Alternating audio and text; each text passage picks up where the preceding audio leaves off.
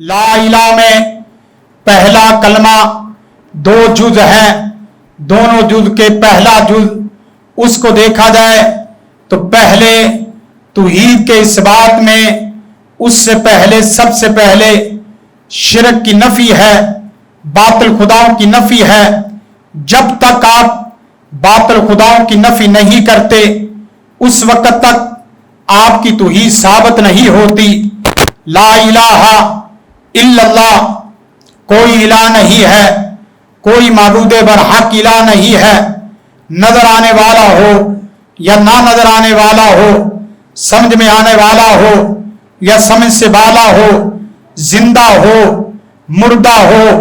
فرشتہ ہو، نبی ہو، ولی ہو، پیر ہو، کوئی بھی شخصیت ہو، لا الہ میں جو قلبی گرامر کا کلمہ ہے اس میں ہر ایک کی نفی ہے کہ دنیا میں جب تک مسلمان مومن موحد باطل خداؤں کو گن گن کے اس کی نفی نہیں کرے گا اس وقت تک ایک اللہ کی توحید کا اثبات نہیں ہو سکتا۔ لا الہ الا اللہ، اس کے بعد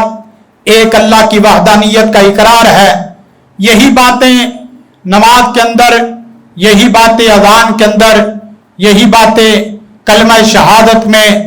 یہی پیغام کلمہ طیبہ میں، یہی دیگر اذکار میں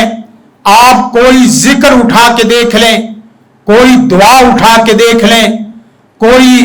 اذان اور تکبیر اٹھا کے دیکھ لیں، نماز اٹھا کے دیکھ لیں،